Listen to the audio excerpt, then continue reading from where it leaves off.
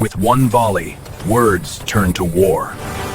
Prelude, the Battle of Surabaya, how a flag sparked one of the fiercest urban battles in history. The Battle of Surabaya is one of the most defined and citywide destruction. There was a quieter beginning, a series of events that built tension, awakened courage, and pushed ordinary... They think they can raise that flag here? Come on, move! Get into the tower! people to fight for a country still in its earliest heartbeat of freedom. A city between wars. When World War II ended in 1945, Indonesia found itself in a delicate transition. Japan had surrendered, leaving a power... Take it down! Red and white only.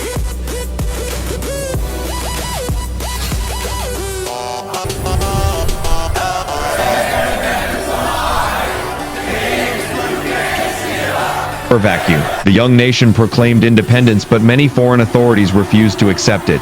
Surabaya, one of Indonesia's most spirited cities, suddenly became the center of uncertainty. Whose land was it now? Who held power? And who had the right to raise a flag in the sky?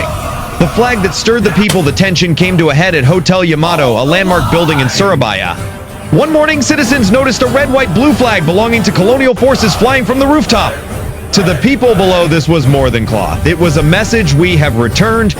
Crowds began to gather. Among them were youth groups, workers, community leaders, people from every corner of Surabaya. They stood beneath the hot sun, staring upward in disbelief, anger, and determination. The moment of defiance, the protest escalated. A ladder was placed. At the top, they pulled down the foreign flag in a bold, symbolic act. They tore off the blue stripe, transforming it into the Indonesian red, white. The crowd erupted. Cheers filled the streets. For a brief moment, victory belonged to the people, but tensions were now irreversible. From protest to conflict as the days passed, confrontations grew sharper, negotiations failed, mistrust deepened, and with one gunshot, whether by intention or accident, the peace shattered. Chaos swept through Surabaya as soldiers clashed with citizens. What began as a symbolic act became the opening strike of a far greater conflict. Ordinary people become defenders with limited weapons and almost no formal training. Civilians raided old armories and gathered Arm yourself! Everything you can carry! anything that could be used in defense. Men, women, students, and youth patrols all vowed to protect their city. They stood not for conquest, but for freedom. Not as an army, but as a community chosen by circumstance. They stood not for conquest, but for freedom. Not as an army, but as a community chosen by circumstance. This was the moment Surabaya transformed. A city became a battlefield. A population became a movement. Why the prelude matters?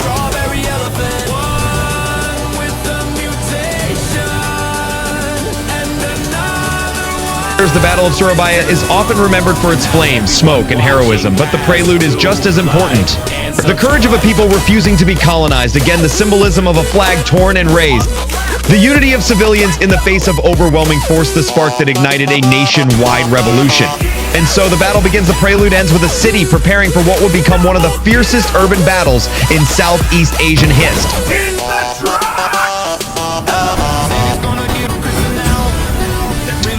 Surabaya would burn, lives would be lost.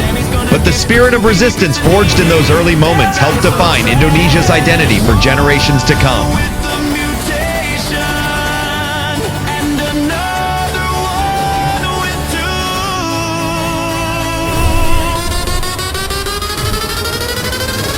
And now everyone watching has to like and subscribe.